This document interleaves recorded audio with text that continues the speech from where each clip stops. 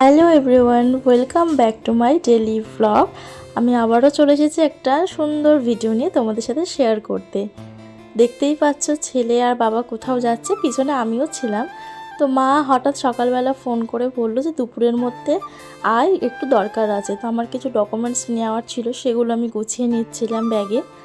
একবেলার জন্যই যাচ্ছি, জাস্ট দুপুরে যাচ্ছি, সন্ধ্যেবেলা চলে আসবো। তবুও আমি আমার ছেলের জন্য কত জামা কাপড় নিয়ে যাচ্ছি দেখো। প্রথমে একটা ছোট ব্যাগ নিচ্ছিলাম, কিন্তু তারপর মনে হলো ছোট ব্যাগ নেওয়ার থেকে একটা বড় ব্যাগ নিলে বেশি সুবিধা হয়, কারণ ছেলের জন্য একটা জলের বোতল নিতে হবে, আমার ফোনের চার্জার নিতে হবে। সে কারণে আবার একটু বড় একটা ব্যাগ নিলাম।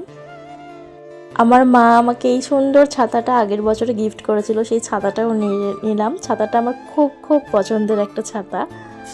আজকে আমি একা একা সুভাষগ্রাম যাব না, আমার বর আমাকে ট্রেনে তুলে দিতে যাবে।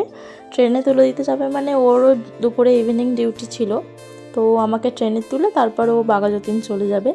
তো একসাথেই আমরা সবাই গিয়েছিলাম।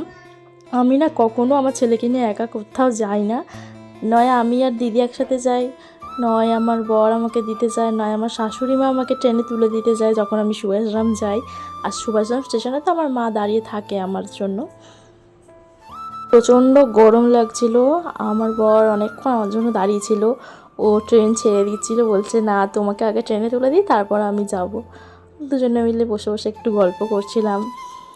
আমার বাড়ি থেকে সুভাষগ্রাম জাস্ট দুটো স্টেশন বাকি, মানে আমার বাড়ি নরেন্দ্রপুরে আর আমার মা থাকে সুভাষগ্রামে।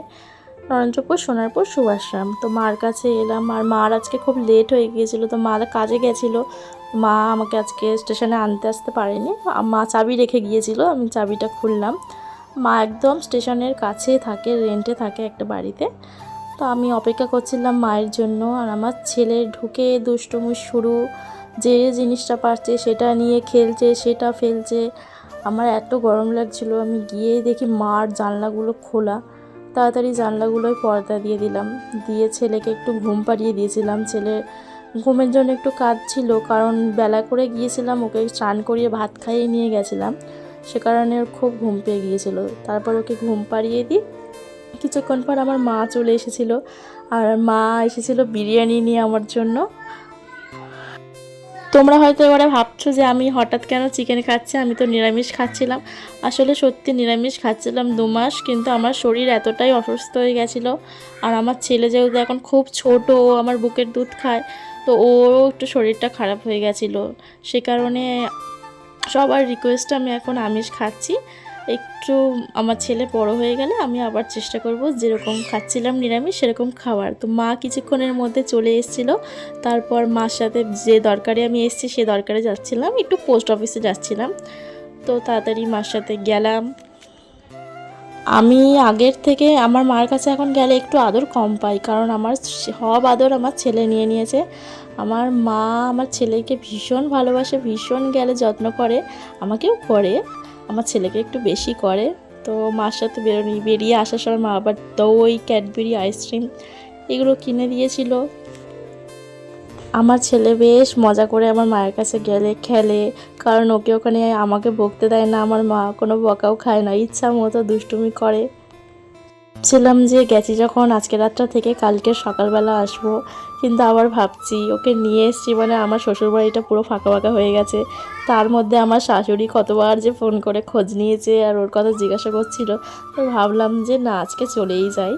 আর আসার সময় মার থেকে ডায়েরিটা নিয়ে এসেছি, আমার খুব একটা ডায়েরির দরকার ছিল, তো মার কাছে যেহেতু নতুন ডায়েরিটা ছিল, ভাবলাম নিয়ে আসি ডায়েরিটা আমি। আর যাওয়ার সময় আমি যে ড্রেস আপটা পরে গেছি, আসার সময় সেটা ব্যাগে নিয়ে এসেছি, কারণ আমি আবার একটা মার কাছ থেকে ড্রেস চেঞ্জ করে এসেছি। যে কটা ঘন্টা ছিলাম মায়ের সাথে অনেক গল্প করেছি, মায়ের অনেক আদর খেয়েছি। আমার খুব ভাল লাগে আমি মার কাছে গেলে, আর মাও খুব খুশি হয় আমি গেলে, কারণ মা একা একা থাকে, আমি গেলে মা আমার সাথে অনেক গল্প করে। আর মা প্রতিবারের মতো আসার সময় কত সবজি আমার ব্যাগে ঢুকিয়ে দিচ্ছে, আমার ব্যাগ না, এটা মায়েরই ব্যাগ।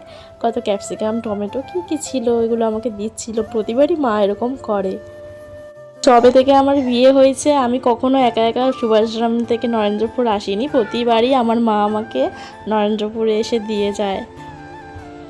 আর আমার মা তো প্রায় আমার কাছে আসে, যখন ইচ্ছা হয়ে চলে আসে, প্রতি রবিবার করে আসে, কখনো মাসে 3বার 4বার আসে, কখনো সপ্তাহে 2বার আসে। যখনই আমার ছেলেকে দেখতে ইচ্ছা করে, আমাকে দেখতে ইচ্ছা করে, আমার মা চলে আসে। তো আসার সময় ব্যাগটা গুছিয়ে নিলাম, নিয়ে আর আমার মায়ের রুমটা এবারে দেখো চারিদিকে যেটা সেটা পড়ে আছে। আমার মা কিচ্ছু রাগ করে না, আমার মা বলে ও যা পারে তাই করুক, ওকে বকবি না। মার চোখের মণি যেরকম, আমার মা আমার ছেলেকে খুব ভালোবাসে, এদিকে আমার শাশুড়ি মাও আমার ছেলেকে খুব ভালোবাসে, একদম ওকে বকতে বারণ করে। তো দুজনে মিলে গল্প করতে করতে চলে এলাম নরেন্দ্রপুরে। আর আমার মা সারাটা রাস্তা আমার ছেলেকে কোলে করে নিয়ে এসেছে, ব্যাগগুলোও আমার থেকে নিয়ে নিচ্ছিল, বলছে ব্যাগও নেবে, আমার ছেলেকেও কোলে করে নেবে। আমি বললাম না না, আমি ব্যাগ নিচ্ছি, তুমি ছেলেকে নিয়ে যাও। নরেন্দ্রপুর এসে মা প্রত্যেকবারের মতো কিছু না কিছু খাবার আমাদের বাড়িতে নিয়ে যায়। তা আজকে জিলিপি নিয়ে এসেছিলো। তো ভিডিওটা এখানেই শেষ করলাম, কেমন লাগলো জানিও।